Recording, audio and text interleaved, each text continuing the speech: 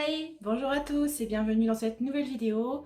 J'espère que vous allez bien, que vous êtes prêts à faire avec moi le point sur ma petite pile à lire que j'ai en langue anglaise, donc en VO anglaise. Il y en a un petit peu, j'en ai sélectionné parce que j'en ai j'en ai bien le double, ouais. Mais j'ai pris ceux qui me paraissaient le plus intéressants, en tout cas ceux que j'avais le plus envie de lire à l'heure actuelle. Alors, il faudrait vraiment que je m'y remette parce que j'ai tenté. Si vous me suivez depuis un moment, vous allez voir un livre passé dans cette présentation que j'ai essayé de lire par 2 fois déjà depuis que j'ai la chaîne. Et en fait, je rentrais dedans, mais j'avais envie de lire autre chose entre temps, donc je l'ai mis de côté. Donc quand je reprendrai la lecture, je recommencerai tout depuis le début parce que très franchement, l'histoire, je l'ai un petit peu zappée. Je ne sais pas si la plupart de ces titres est traduit en français, donc je vous invite à aller voir peut-être parce que ouais, je pense qu'il doit en avoir quelques-uns qui me parlent comme ça. Je pense que j'ai pu voir traduit en français, mais sinon, pour ma part, c'est pas vraiment un truc qui m'intéresse vu que je cherche à lire justement des livres en anglais, donc peu importe s'ils sont traduits en français ou pas, voilà. Si vous avez des titres en commun avec moi, n'hésitez pas à me le dire en commentaire. Pourquoi pas peut-être tenter une lecture commune. Alors je sais qu'il n'y a pas encore beaucoup de monde sur la chaîne, mais pourquoi pas, même si c'est avec juste une personne ou deux, voilà, ça me dérange pas. On pourrait trouver un moyen pour suivre la lecture en commun. Et si vous avez des titres à me recommander, peut-être en VO, qui ne sont pas parus en français, que je ne connaîtrai probablement pas, n'hésitez pas aussi à me le dire, comme ça j'irai voir. Je suis toujours curieuse d'enrichir un petit peu ma wishlist anglaise, parce que oui, j'ai une wishlist en français et j'ai une wishlist en anglais. J'ai pas honte, non, je vis très très bien. Je suis aussi partie de ces personnes qui n'ont pas honte de dire qu'elles ont plus de 500 livres dans leur pile à lire et des wishlists à rallonge. J'assume totalement, je m'en fiche, au moins j'ai le choix et c'est toujours bien d'avoir le choix dans la vie. Je vais arrêter là pour cette introduction et on va commencer tout de suite avec le premier titre. Je vais essayer d'être assez claire pour les résumer car je ne les ai moi-même pas traduits. J'ai essayé d'expliquer un petit peu par rapport à ce que moi j'en ai compris avec ma lecture en anglais justement. Donc pardonnez-moi si c'est pas vraiment très très clair. J'essaierai de vous mettre tous les liens de ces titres en barre d'informations, comme ça vous pourrez lire exactement le résumé en anglais, voir si ça vous tente, si jamais vous n'avez pas trop compris mes explications, ou si vous voulez plus de détails. Pour le premier titre, il s'agit de Wild Beauty d'Anna-Marie McLemore. Je vous le mets juste ici. Alors attendez-vous à avoir vraiment des couvertures très très jolies. Certaines sont passables, d'autres sont vraiment très très belles, comme celle-ci qui est une de mes préférées, je crois, si ce n'est ma préférée dans mes couvertures que j'ai en livre en VO. Je vous approche un petit peu pour que vous admiriez la beauté de cet objet. Après, si on enlève la jaquette, le livre est vert et aussi très beau. Enfin, tout simple mais assez joli. Ici, on va être avec plusieurs femmes qui sont depuis presque un siècle sur des terres dans une sorte de jardin. Et en fait, elles sont, je ne sais pas, peut-être qu'elles entretiennent un peu le jardin. En gros, elles sont là pour partager la beauté de cet endroit pour que les invités, en fait, ceux qui viennent voir ce jardin, cet endroit, soient émerveillés et voilà, qu'ils passent un très bon moment. Sauf que ces femmes, en fait, ont une sorte de malédiction. Il y a une espèce d'héritage un petit peu en elles qui fait que si elles tombent amoureuses trop profondément d'un homme, celui-ci disparaît dans la nature, donc bien l'expression de le dire ici. Il disparaît et personne ne sait vraiment ce qui va se passer pour le jeune homme, malheureusement. Donc ils sont un petit peu habitués à ce genre de choses. Voilà, ils continuent, je pense, depuis des générations et des générations, ils se sont habitués à cette chose. Jusqu'au jour où il y a un garçon qui va apparaître mystérieusement sur leur terre, quoi, dans cet endroit. Et c'est vraiment quelque chose de pas commun. Donc toutes les femmes, elles vont être intriguées, elles vont vouloir savoir comment il est arrivé là, pourquoi il est là. Et ce jeune homme, c'est aussi un mystère pour lui, il ne sait pas ce qu'il fait là, il est apparu un peu comme par magie, et il ne sait pas qui il est, il ne sait pas d'où il vient, voilà. Il y a une protagoniste principale qui s'appelle Estrella, apparemment. Bon, je sais pas si on dit Estrella ou Estrella, ça dépend ce que vous voulez. Et elle va l'aider en fait à retrouver un petit peu qui il est, ses origines, d'où il vient. Donc on se doute plus ou moins qu'il va y avoir, je suppose, une espèce de romance entre les deux. Et alors qu'ils sont en train de démêler le vrai du faux, ils vont découvrir des secrets qui vont tout faire basculer apparemment. Les secrets voilà, sont aussi dangereux qu'ils sont magiques. Et ça va tout chambouler puisqu'il va y avoir une explosion d'amour, de sentiments, de perte, tout ce genre de choses. C'est un petit peu brouillon comme résumé, mais voilà, c'est ce que j'en ai compris. Au niveau du nombre de pages, on est sur un 340 pages à peu près. Ça a l'air assez aéré, les entêtes de chapitres sont plutôt jolies, je trouve. Voilà, je sais pas trop quand est-ce que je le sortirai, hein. De toute façon, comme tous les titres que je vais vous présenter dans cette vidéo, ils seront lus, c'est sûr, mais quand, j'en sais rien. Hein. Franchement, voilà, faut trouver le bon moment pour lire en VO. Avec l'été qui arrive, comme je vais reprendre le travail, ça va pas être le meilleur moment pour ça. Je vais tenter, mais je promets rien, parce que franchement, il faut vraiment être dans le mood, pour ma part en tout cas, pour bien me concentrer pour lire un titre en VO. En plus, il y en a, c'est des petites pavasses, donc on verra bien.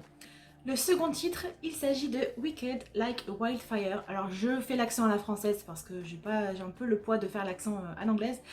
De Lana Popovic, je suppose que ça se prononce comme ça. Ici on est sur une petite pavasse, puisqu'il fait pas loin de... J'aurais dû regarder avant. Ouais, on est sur un bon 400 pages, mais il m'a l'air vraiment plus gros que celui d'avant. J'aime aussi beaucoup la couverture. On est encore une fois dans une sorte de... La plupart des titres, de toute façon, que je vais vous proposer, ça va être beaucoup de... Ça ressemble à du young adulte, magique, fantastique. Je suppose, en fait, c'est un mélange de tout ça. On va retrouver beaucoup de magie parce que c'est ce qui me plaît aussi beaucoup et qu'on trouve plus de toute façon en anglais qu'en français, hein, de base. Ici, on va suivre deux sœurs qui sont Iris et Malina, qui ont toutes les deux des aptitudes particulières. Alors Iris, elle a un pouvoir qui est lié aux fleurs. Elle peut les transformer en faisant de l'art avec les fleurs. Donc on nous parle de travail sur verre un petit peu. Donc je sais pas si c'est des vitraux ou un peu comme un souffleur de verre, je sais pas trop. Alors que sa sœur Malina, elle interprète un petit peu les humeurs des gens ou ses propres humeurs comme de la musique. Donc je sais pas trop comment ça se manifeste vu que je ne l'avais pas encore lu, mais ça m'intrigue assez. Leur mère, forcément, elle est au courant, hein, puisqu'elle leur a interdit d'utiliser leur magie en public. Ça doit rester un secret, personne ne doit être au courant, il faut qu'elles l'utilisent le moins possible apparemment. Elles sont recluses un petit peu dans une petite ville près de la mer apparemment. Donc il n'y a pas vraiment beaucoup de monde, mais même elles doivent pas être imprudentes. Donc elles vivent un petit peu cachées jusqu'au jour où leur maman, je vais reposer le livre, jusqu'au jour où leur maman est attaquée mystérieusement, voilà, elles savent pas trop. On sait qu'il y a une espèce aussi de malédiction un petit peu sur leur lignée, sur leur famille, sans qu'on nous dise exactement quoi dans le résumé. Enfin moi je n'ai pas vraiment compris comment on le disait dans le résumé. Ces jeunes filles vont forcément devoir se lier toutes les deux pour pouvoir connaître un petit peu les raisons pour lesquelles leur maman s'est fait attaquer. Ça va être une chasse intéressante pour elles, bien que ça peut être dangereux, étant donné que ce qui les lie finalement va peut-être causer leur perte. Donc voilà, on est encore une fois sur une... Enfin, on est ici dans une sorte de secret concernant la magie qui peut tout changer du jour au lendemain, donc à voir, mais ça m'intrigue aussi vraiment beaucoup. Pour le troisième titre, on est sur The Essex Serpent, donc le serpent de l'Essex, qui est une région en Angleterre. C'est de Sarah Perry. J'aime bien la couverture parce qu'il y a un petit peu de brillant vert, je sais pas si vous allez bien le voir à la caméra. Bon, c'est une version classique, hein, c'est pas un hardback. Ici on est à Londres, en 1893 exactement, donc à la fin du 19e siècle. On suit une femme qui s'appelle Cora, qui vient de perdre son mari et qui doit déménager de l'endroit où elle vivait. On nous dit qu'elle est partagée entre le soulagement et la tristesse d'aborder sa nouvelle vie. Donc elle va emménager dans une région entre les deux, donc entre la région d'Essex et de Londres. Elle va découvrir qu'au niveau local, il y a une sorte de légende, un mythe qui est le serpent de l'Essex, en fait, une créature du folklore, qui aurait peut-être une sorte de pouvoir mystique ou magique, ou je ne sais pas vraiment de quoi il en retourne. Elle va faire la rencontre du maire local, je crois, ou d'un ministre.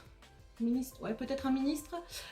Et lui, cet homme, il croit que la cure pour l'hystérie, enfin la bonne façon de traiter l'hystérie, en fait, c'est d'avoir la foi, alors qu'elle elle se penche plutôt sur le côté scientifique. Donc je suppose que ces deux personnages vont se rapprocher, ils ne vont s'entendre sur rien, et ils vont certainement découvrir aussi des choses. On nous dit également que dans la région, en fait, il va y avoir aussi des sortes de... Enfin, pas des tests, mais ça va faire en sorte que les gens testent un petit peu leur allégeance envers telle ou telle personne, en gros. Enfin, je pense plutôt comment on dit, la fidélité peut-être dans les relations humaines, puisqu'on parle aussi de croyance, enfin de foi. Donc je suppose que ça va être quelque chose de ce style. Alors ce qui est drôle, c'est que j'ai trouvé un résumé sur internet qui était complètement différent complètement différent, qui dévoilait pas du tout les mêmes choses que sur le dos de la couverture ici. Donc j'ai trouvé plus intéressant le résumé de la couverture parce que c'était un petit peu plus flou dans le résumé que j'avais trouvé sur internet. On dit que c'est inspiré d'événements réels, donc à voir. Mais ça m'intriguait, il y a une histoire de folklore, ça se passe à Londres, fin du 19e, voilà, ça pouvait que m'intéresser. Donc j'ai aussi hâte de tester cette œuvre, ce titre. Pour le titre suivant, on est sur The Shadow Queen. C'est écrit par C.J. Redwine, CJ d'ailleurs, ouais plutôt, si on le dit à l'anglaise ou à l'américaine. Il y a cet auteur ou cette autrice, je sais pas si c'est un homme ou une femme, d'ailleurs j'aurais dû regarder, est assez connu. On nous dit que ce titre peut plaire à ceux qui ont aimé Cinder et Un palais d'épines et de roses. Donc voilà, ce sont des titres assez connus, donc je pense que si vous avez aimé ces titres, peut-être que ça pourra vous intéresser. On est ici sur une sorte de réécriture de Blanche-Neige. On va suivre le personnage principal qui s'appelle Lorelai et qui est en fuite, bien sûr, comme ça me fait penser un petit peu à la version de Once Upon a Time. Elle veut tuer la méchante reine, enfin la reine, pour reprendre sa place sur le trône, il me semble. Elles ont toutes les deux le pouvoir de la magie, donc voilà, ça va être un petit peu compliqué pour l'une et pour l'autre de s'attaquer à l'une et à l'autre. Parallèlement à ça, apparemment, on va suivre aussi un prince qui, lui, vient de voir son père et son frère tués par des ogres. Donc il doit prendre sa place sur le trône et c'est un petit peu compliqué pour lui. Et je pense qu'il va être amené à faire une sorte de pacte avec la méchante reine, en fait, qui va devenir son chasseur pour lui ramener le cœur de Blanche-Neige. Vous voyez, de Blanche-Neige, j'ai dit. Le cœur de Lorelai. Donc voilà, on est clairement ici sur un peu la même histoire que Blanche-Neige, bien qu'il y ait certainement des choses qui diffèrent un petit peu. On nous dit que c'est de la dark epic fantasy, donc ça peut être hyper intéressant. Par contre, j'ai un petit peu peur parce que c'est moins de 400 pages, donc j'espère qu'on aura quand même assez le temps de se plonger là-dedans. J'ai très hâte parce que voilà, tout ce qui touche un petit peu aux réécritures de contes, tout ce genre de choses, moi ça me plaît énormément. Je vais pas trop en dire parce que je trouve que dans les résumés parfois on nous en dit quand même beaucoup. Évidemment il va y avoir une confrontation entre les deux personnages, donc Lorelai et le jeune garçon dont je n'ai pas retenu le nom. Cole, apparemment, K-O-L, Cole, je sais pas comment on peut le prononcer. C'est tout, je vais pas en dire plus parce que voilà, il m'en faut pas plus pour être intriguée par ce titre et je pense que pour vous, ce sera la même chose. J'ai dans ma pile à lire, dans ma bibliothèque, qui n'en est pas vraiment une, The Gallery de Laura Marks Fitzgerald. J'aime aussi beaucoup la couverture avec du brillant sur les dorures. Hein. Ici, l'héroïne principale a 12 ans, donc je pense que le niveau de lecture en langue anglaise est assez abordable. Je pense d'ailleurs que si je reprends, je vais peut-être commencer par celui-ci pour me remettre un petit peu doucement en selle, vu que je pense que ce sera plus abordable que de la fantasy vraiment costaud adulte. Cette histoire se passe en 1929, une époque que j'adore. On est à New York. Cette petite fille, pardon, cette jeune fille, qui s'appelle Martha, n'a pas d'autre choix que de travailler en tant que femme de ménage dans un appartement luxueux apparemment de New York. Donc on est un petit peu dans l'ambiance Gatsby, on parle un petit peu de fête, il y a beaucoup de monde tout le temps, il y a toujours de l'action et du mouvement dans cet endroit. Sauf que la propriétaire principale des lieux, qui s'appelle Rose, il me semble, Rose Sewell, voilà, elle est un petit peu étrange et elle s'est un petit peu recluse dans sa chambre et on ne sait pas vraiment ce qui se passe, qu'est-ce qui lui arrive, pourquoi est-ce qu'il y a ce mystère. On sait qu'il y a beaucoup de tableaux dans cette maison apparemment, puisqu'on nous parle de The Gallery, donc ça veut dire ce que ça veut dire. Hein. Et il y aurait peut-être des sortes d'indices qui sont cachés dans les tableaux qui permettraient de découvrir ce qui se passe avec Rose. Donc Martha va mener l'enquête. Voilà, on nous parle de secrets, on nous parle d'indices, de codes à déchiffrer, de mystères à résoudre, et qu'est-ce qui va vraiment se passer, je n'en sais rien, mais ça m'intrigue assez, ça a l'air assez abordable, donc voilà, je ne vais pas m'étendre plus longtemps sur le sujet. Pour le titre suivant, oui c'est français, je suis aussi également intriguée, il s'agit de Minders, c'est de Michel Jaffe, je ne sais pas comment ça se prononce. L'héroïne principale s'appelle Sadie et elle a le pouvoir de pénétrer les esprits pour les sonder et savoir un petit peu ce qu'il y a, ce qui se passe dans leur tête, dans l'esprit de la personne qu'elle a sondée. Elle va pénétrer l'esprit d'un jeune homme qui, je pense, doit être accusé d'un crime commis, voilà, puisqu'on nous tease à l'arrière, on nous dit... est-ce que... bon voilà, le problème c'est qu'elle va tomber amoureuse de ce garçon, hein, ça nous est dit très rapidement. Elle va passer apparemment 6 semaines dans sa tête pour savoir un petit peu ce qui s'est passé. Lui, il est passionné d'architecture apparemment. On nous dit, si l'homme que vous aimez a commis un crime, est-ce que vous le dénonceriez? Voilà. Ensuite, on nous dit, si ce crime est un meurtre, est-ce que vous le feriez? Et qu'est-ce que vous feriez si vous voyez la chose se produire depuis son esprit en fait. Enfin, voilà, donc c'est un petit peu intriguant, je n'ai pas besoin vraiment d'en savoir plus. Ouais, voilà, elle va faire face à un dilemme, hein, puisque forcément, comme elle est tombée amoureuse de ce jeune garçon, je suppose que ça va être pour elle un déchirement. Ici, on est sur un petit 400 pages quand même. Ouais, voilà, je sais pas trop quoi en dire de plus, si ce n'est que ça m'intrigue énormément. Et pareil, ça a l'air assez abordable au niveau du niveau d'anglais en fait. Donc, à voir. Je vous en reparlerai évidemment, hein, comme tous les titres quand ça aura été lu. Mais là, je pense que c'est tout. J'ai pas d'autre chose à dire de plus. Parce que je veux pas trop en savoir, sinon j'ai l'impression qu'on peut être vite spoilé. Le prochain titre, vous le connaissez, puisque c'est ce fameux titre que je n'ai pas réussi à terminer encore pour le moment. C'est The Girl at Midnight de Melissa Gray. J'aime beaucoup la couverture, mais ça ne fait pas tout dans un livre. Pareil, la protagoniste principale est assez jeune, donc je pense... Enfin, le niveau d'anglais est assez abordable de ce que je me rappelle, mais j'avais du mal à rester dans cette histoire en VO, il fallait que je lise en français, donc après je l'ai mis de côté. La petite personnage principale s'appelle Echo, ou Echo si vous la prononcez à l'anglaise américaine. Elle vit un petit peu de façon très étrange puisque c'est une pickpocket et elle revend les petits trésors qu'elle dérobe au marché noir en fait tout simplement.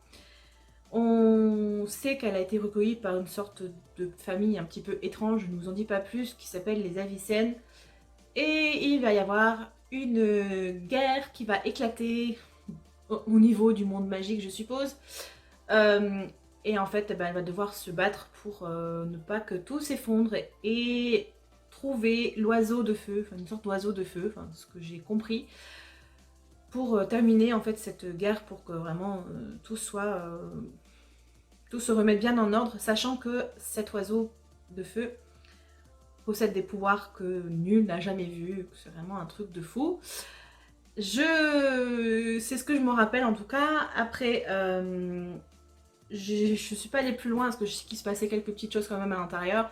Je crois qu'elle va croiser la route de quelqu'un aussi qui va l'aider dans sa quête, il me semble, si mes souvenirs sont bons.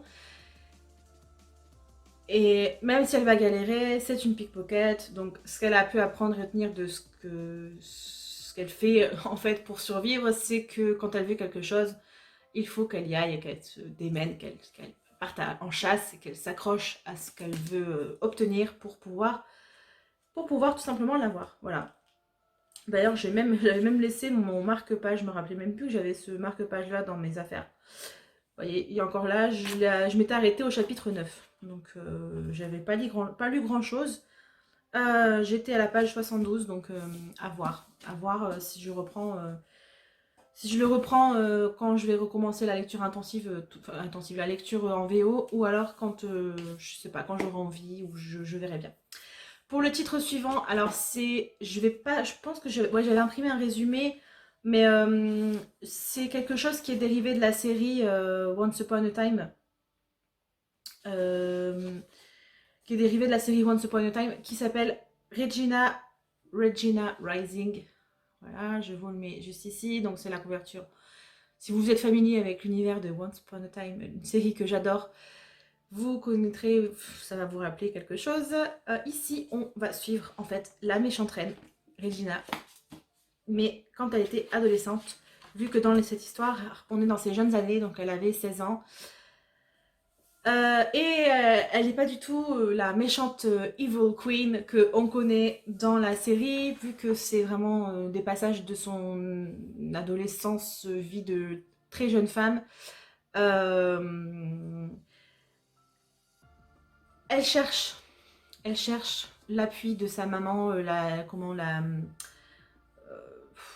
comment dire, l'approbation, voilà, de sa mère pour son mode de vie. Elle est gentille, elle cherche la romance, l'aventure, voilà. Mais sa mère, c'est Cora, hein. Ceux qui connaissent la série savent de quoi je parle. Donc c'est un petit peu impossible pour elle de faire ce qu'elle veut, et elle va devoir suivre une sorte de destinée qui en fait n'est pas vraiment ce qu'elle voulait, vu que c'est tout ce qu'elle déteste. Elle va devoir se battre pour... Enfin non, pas se battre, elle va devoir embrasser sa destinée, et son destin en fait... elle se rend compte que finalement, bah, elle a envie de le créer elle-même, mais c'est peut-être pas possible. Voilà, j'en dis pas plus. Je pense que ça, c'est à lire si vous êtes familier avec l'histoire de Once Upon a Time. Sinon, je suis pas certaine que ça vous intéresse, bien que ça peut être intéressant aussi, ou ça peut vous donner envie après de découvrir la série Once Upon a Time. Ensuite, un titre qui a l'air assez intriguant et assez simple à lire aussi pour le niveau d'anglais, c'est Wake. Donc je crois que c'est une trilogie. C'est écrit par Amanda Hocking, qui a écrit Trial, que j'ai lu. Enfin, j'ai lu le premier tome pour l'instant, j'ai le tome 2 dans ma pile à lire. Là, en fait, on est sur quelque chose en rapport avec la mer. Alors, je sais pas s'il s'agit de sirène, parce que je l'ai pas lu. Tout ce que je sais, en fait, c'est que la protagoniste principale, qui s'appelle Gemma, va vouloir... Enfin, elle va être choisie, en gros, pour rejoindre un groupe de 3 jeunes filles qui sont un peu populaires. Je pense qu'elles doivent être, voilà, les plus... le genre de filles sur lequel on se retourne quand on est au collège, au lycée, enfin... Voilà, une petite clique qui est très populaire. Elles ont 16 ans, donc elles se fichent de tout, elles sont belles, et puis elles tombent amoureuses comme ça. Hein. Donc elle va rejoindre leur groupe. Apparemment, elle va aussi avoir une attirance envers la mer, et tout ce qui va se passer dans la mer, apparemment, c'est ça qui va nous intéresser. Et elle va se rendre compte un beau jour, en se réveillant au bord de l'eau, sur la plage, qu'elle est plus forte, plus rapide, voilà, qu'il y a quelque chose qui a changé en elle, et qu'elle est encore plus belle qu'avant. Donc voilà, il y a une espèce de petit mystère qui plane là-dessus. On est sur les romans Water Song apparemment, donc ouais. En plus, je crois que j'ai les trois. Il y en a que. Non, il y en a deux. Oh, je sais plus. Je sais plus s'il y en a deux ou trois. Water Song Series. Je dirais ça si jamais je trouve la suite. Mais voilà, ça m'intriguait assez. Ça se passe dans l'eau. Ça me fait penser d'ailleurs à la série Siren que j'ai suivie et que je n'ai toujours pas vu la saison 3, je crois. Ou 4, je sais plus. Parce qu'ils n'ont pas mis tout sur Amazon. Donc voilà. Bref, je m'égare. Je vais passer au titre suivant. Ensuite, j'ai Suspicion ou Suspicion d'Alexandra Monir. J'aime aussi beaucoup la couverture qui est très intrigante, qui fait très gothique je trouve. Là on est encore avec une protagoniste assez jeune vu qu'elle a 17 ans. Elle vivait tranquillement si je peux dire ça comme ça. En fait ses deux parents sont morts. Elle va devoir déménager à New York. De New York ou à New York? Non, elle va vers New York, elle s'appelle Imogen, je sais pas si j'ai dit. Elle va déménager vers New York pour que ses nouveaux gardiens, entre guillemets, prennent soin d'elle, puisqu'elle n'est pas encore majeure, je suppose que ça doit être pour ça. Jusqu'au jour où elle reçoit une lettre indiquant que quelqu'un de sa famille est encore décédé. C'est un cousin éloigné, je crois, quelque chose comme ça. Et en fait, elle va devoir repartir parce que c'est la seule qui peut s'occuper du manoir, en fait, elle doit prendre la place de duchesse. Donc elle est très très jeune, elle ne connaît rien un petit peu à ce monde. Elle va vite découvrir qu'il y a des choses cachées, qu'il y a des secrets de famille, qu'il y a certainement des choses bizarres et étranges dans cet endroit.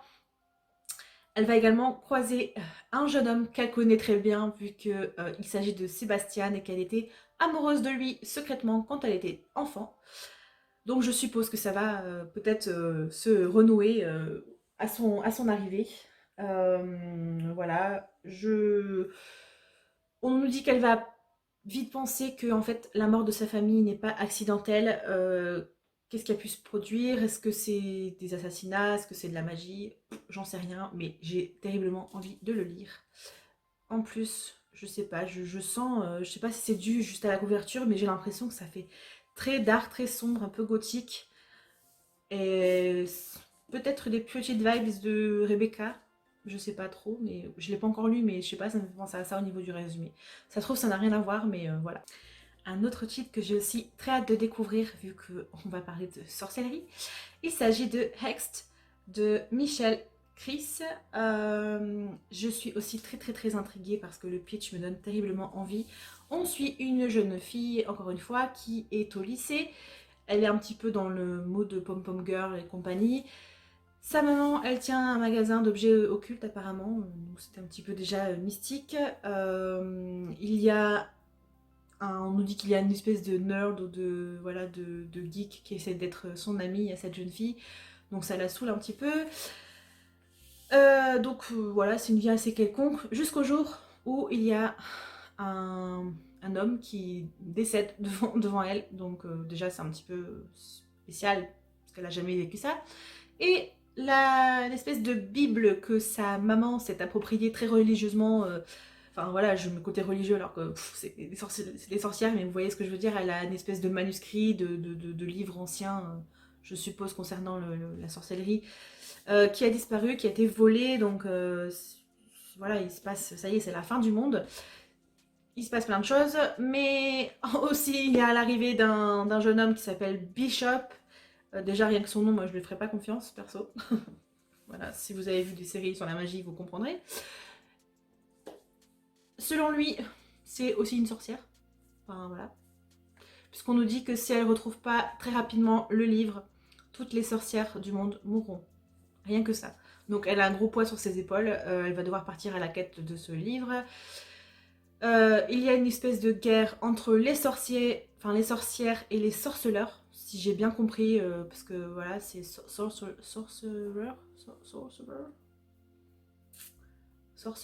ouais, voilà, je pense que ça doit être ça. Voilà, hein. Je pense que le bishop en question, on sait pas trop, je sais pas trop si on peut lui faire confiance. Elle va découvrir beaucoup de secrets concernant sa vie et sa destinée, et ce qu'elle doit faire. Un petit peu toujours le même pitch, mais moi qui me tente énormément puisqu'il s'agit de magie, donc forcément ça ne pouvait que m'intriguer. On reste sur de la magie avec Blood Magic de Tessa Grayton. Je suppose que ça se prononce comme ceci. J'aime aussi beaucoup la couverture qui est assez intrigante. En revanche, ici, la personne qui pratique la magie, enfin, elle est au courant, hein, donc elle ne découvre pas tout à coup un monde qui s'ouvre à elle avec des possibilités. Mais la protagoniste principale s'appelle Scylla. J'aime beaucoup la phrase d'introduction que j'ai trouvée dans le résumé que je vais vous dire. Ça commence très simplement, dessiner un cercle, placer une feuille morte au centre, saupoudrer de sel, réciter une formule en latin et ajouter une goutte de sang. Peut-être que cette dernière partie n'est pas très exactement simple, mais ça semble normal ou bien à Scylla. Et on nous dit qu'elle a vécu aussi la mort de ses parents, enfin elle essaie de se remettre de la mort de ses parents, de découvrir ce qui leur est arrivé, donc elle jette des sorts pour savoir exactement ce qui s'est passé. Jusqu'au jour où il y a une chose qui se produit qui va bouleverser sa vie, vu qu'il y a un jeune homme qui va débouler dans sa vie, exactement, hein, parce que c'est comme ça qu'il fait, il déboule, d'ailleurs il fout tous ses livres en vrac, c'est ce qu'on nous dit dans le résumé, donc moi je lui dirais tu sors, tu reviens pas. Donc blague à part. Elle se rend compte que ce jeune homme, en fait, il a pas l'air... Enfin, elle se dit merde, il m'a vu... pardon, mince. Il m'a vu jeter un sort. Enfin, voilà, faut que je fasse quelque chose, que je... C'est pas normal dans la vie des gens normaux, classiques, en fait. Enfin, il devrait pas le voir. Donc, elle va essayer de savoir exactement qui il est. Et elle va se rendre compte qu'en fait, c'est pas la première fois qu'il voit... ce genre de choses, donc ils vont faire connaissance et puis voilà, ils ont une attirance mutuelle, il y a une attraction. Il va l'aider à découvrir un petit peu, je suppose, ce qui s'est passé avec ses parents. Il y a encore une histoire de livres, je crois, de livres sacrés, de book, de livres qui est arrivé dans sa vie aussi. Et apparemment, on sent une présence qui essaierait de voler ce livre. Voilà, c'est tout ce que j'en sais pour le moment, ça m'intrigue assez. Pareil, je crois qu'on doit être sur à peu près du 400 pages, plus ou moins. Ouais, à peu près 400 pages, donc ça m'intriguait énormément. J'ai bientôt fini puisqu'il me reste plus que 4 titres à vous présenter, dont en plus 2 dernièrement dont je vous ai parlé en vidéo, donc je ne vais pas m'attarder trop longtemps dessus. Pour celui-ci, il s'agit de Daughters of Ruin, je sais pas comment, Daughters, en version américaine peut-être, et Daughters of Ruin en version anglaise. Bref, je m'éclate, c'est de K.D. Kastner. Et de mémoire, il me semble qu'il s'agit de sœurs. Donc ce sont des filles, donc forcément, si elles sont sœurs, elles ont des parents, donc ce sont des filles de quelqu'un. Je n'ai pas regardé le résumé avant. Je vais essayer de me replonger dedans très rapidement. Ouais, voilà, ce sont des princesses, mais ce sont des ennemies. Elles doivent accepter un petit peu leur destinée et elles se sont entraînées ensemble pour être des guerrières et des diplomates, mais voilà, il y en a qu'une apparemment qui pourra monter sur le trône. Est-ce qu'elles vont être loyales envers leur nation ou envers elles-mêmes entre sœurs, à découvrir. Enfin voilà, je sais pas, même pas si c'est des vraies sœurs ou si elles ont été... Ouais, si... Elles sont appelées des sœurs, mais elles ne le sont pas. Voilà, il fallait commencer par là. Voilà, donc ça me tentait aussi énormément. Et puis, voilà, je vous en reparlerai quand ça aura été lu.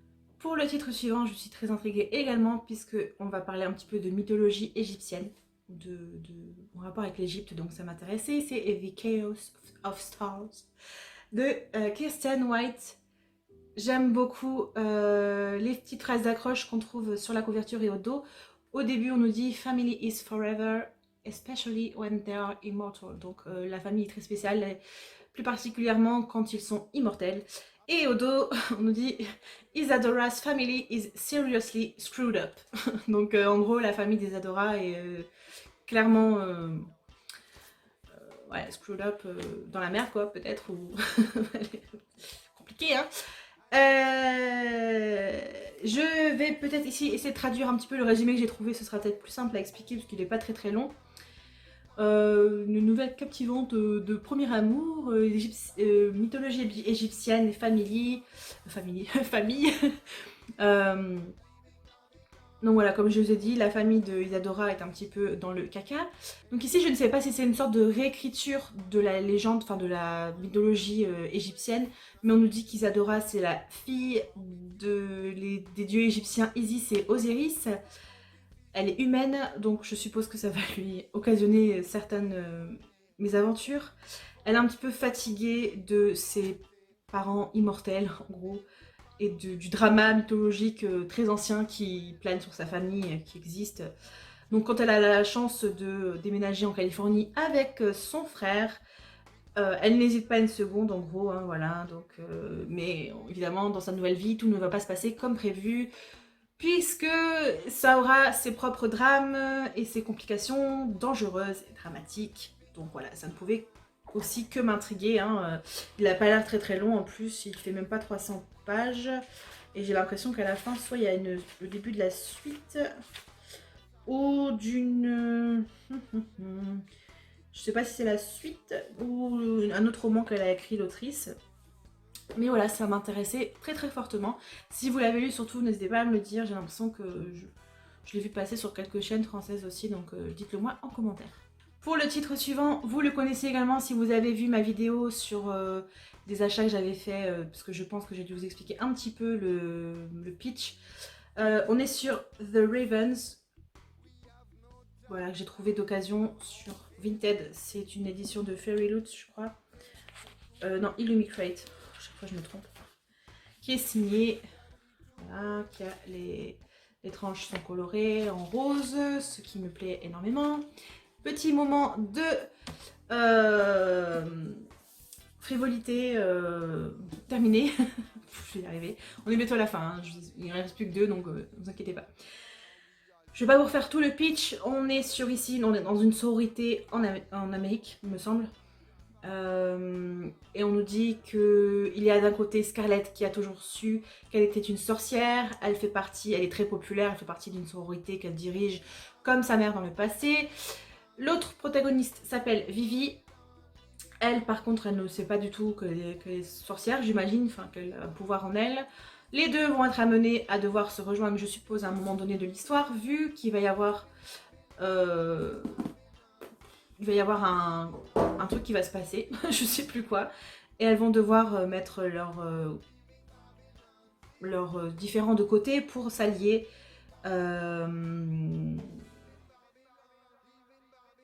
Ouais, voilà, enfin en gros, voilà, il va se passer un truc, elles vont devoir s'allier, voilà, c'est tout ce qu'il y a à savoir, je pense. Il faut y plonger directement quand on le lit. Il y a un pouvoir maléfique en gros qui va arriver sur le campus, elles vont devoir sauver leur sororité en fait, hein, donc tout le monde a découvert leur secret. Et quelqu'un va tout faire pour voir ses sorcières brûler. Voilà, je pense que ça suffit. Je termine avec un titre que j'ai vu beaucoup passer sur les chaînes américaines, mais aussi sur les chaînes françaises, notamment sur, il me semble, la chaîne de Solène Soli de Livrement Addict. Je vous la mettrai en barre d'infos, mais je pense que vous devez la connaître, parce que je pense qu'elle est de plus en plus populaire et déjà très très connue aussi. Tout comme Kimi, voilà, toutes ces personnes que je suis, que j'adore énormément. Donc c'est The Bone Season de Samantha Shannon. C'est de la fantasy, thriller, épique. C'est fabuleux, on nous dit. Voilà, ça pouvait que m'intéresser. On est en 2059. C'est la fin, c'est le dernier titre, donc pardonnez-moi si je m'en mêle un petit peu les pinceaux. On est dans un monde souterrain peut-être de Londres. Scope of information by breaking into people's minds. Ouais, donc en fait, voilà, encore une fois, on peut posséder l'esprit des gens. Il y a une clairvoyante dedans. Il y en a une qui commet une sorte de trahison juste par le simple fait de respirer. Il y a Paige, donc c'est la personnage principale, je suppose. Elle est attaquée, droguée, kidnappée, transportée à Oxford, une ville gardée secrète, pardon, pendant 200 ans. est contrôlé par une race très puissante. Voilà. C'est son maître, c'est son... Ok, d'accord, ça promet du truc un petit peu badass, je pense. Elle veut regagner sa liberté et elle va... Voilà, elle va essayer de se barrer un petit peu de la prison où elle est supposée crever, en gros. Hein.